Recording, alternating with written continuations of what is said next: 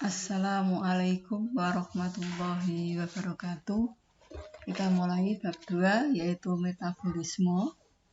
Metabolisme merupakan suatu proses kimia yang terjadi di dalam tubuh makhluk hidup. Di situ ada dua, yaitu katabolisme dan anabolisme. Kedua reaksi kimia itu dapat berlangsung jika dibantu oleh yang namanya enzim. Nah, sekarang kita belajar terlebih dahulu mengenai enzim. Ini adalah gambar enzim. Kemudian di sini adalah produk hasil yang dibantu oleh enzim.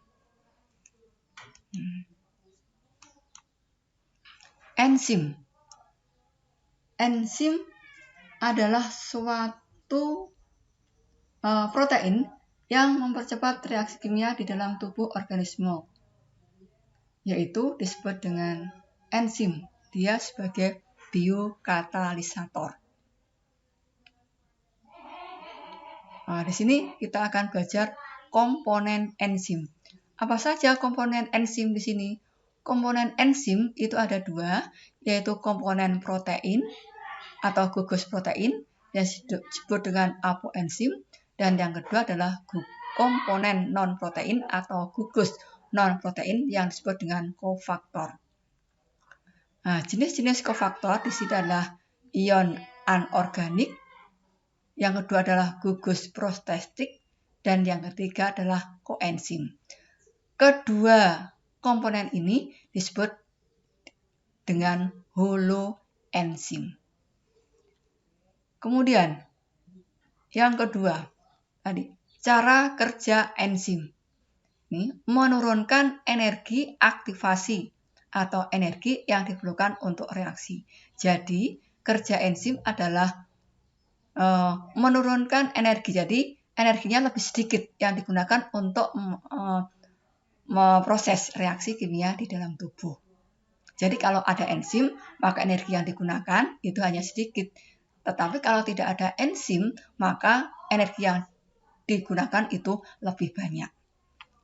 Di sini cara kerja enzim ada dua teori. Yang pertama adalah teori Kent and Locke, yaitu gembok dan kunci. Yang mana di sini bahwa teori gembok dan kunci adalah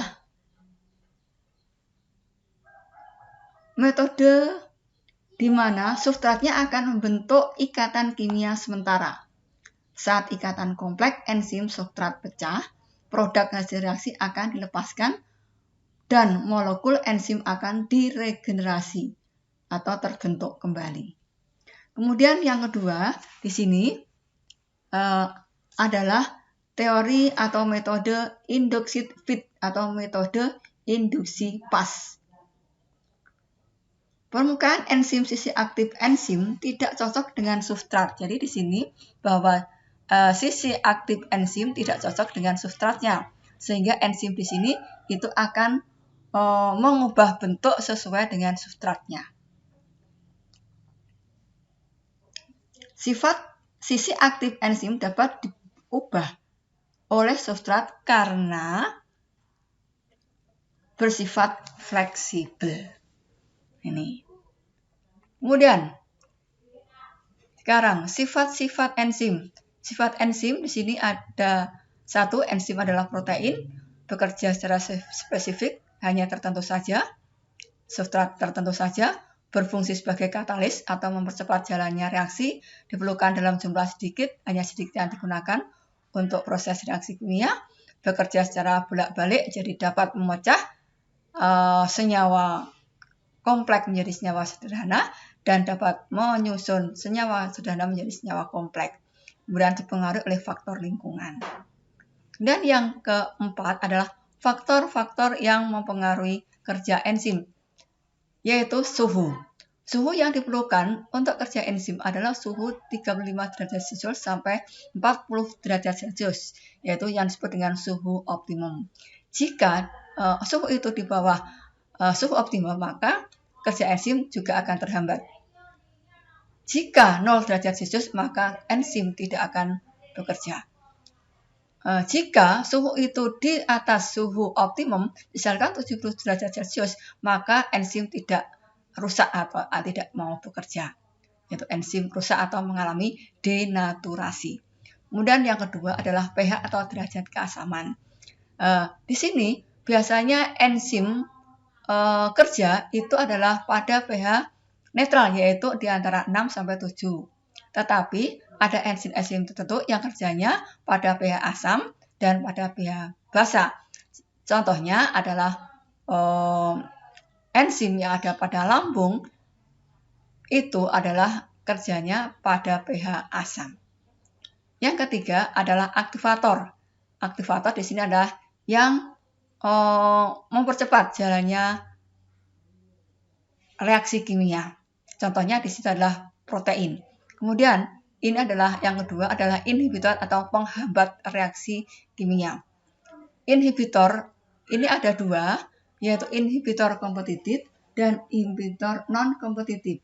Inhibitor kompetitif adalah inhibitor yang bersaing dengan substrat untuk menempati sisi aktif enzim sehingga enzim yang dihambat tidak rusak atau dapat beregenerasi.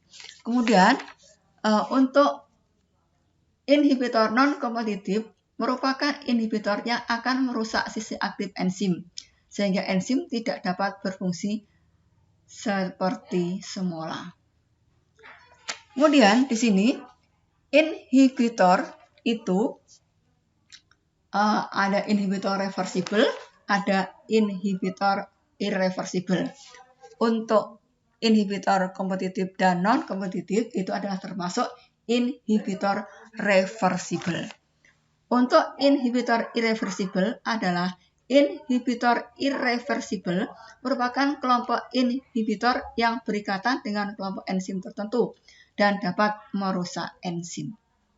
Saya ulangi lagi bahwa inhibitor di situ ada dua, yaitu inhibitor reversibel dan inhibitor irreversibel. Untuk inhibitor reversibel itu ada dua, yaitu inhibitor kompetitif dan non-kompetitif. Kemudian saya lanjutkan, yang keempat adalah konsentrasi enzim. Jika konsentrasi enzim meningkat, maka reaksi kimia juga meningkat. Sebaliknya, jika konsentrasi enzim menurun, maka reaksi kimia juga akan menurun. Yang kelima adalah konsentrasi substrat.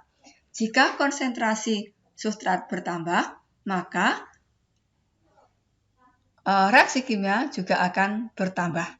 Sebaliknya, jika konsentrasi sedikit, maka reaksi kimia juga akan sedikit. Tadi pertemuan selanjutnya nanti akan kita bahas mengenai respirasi.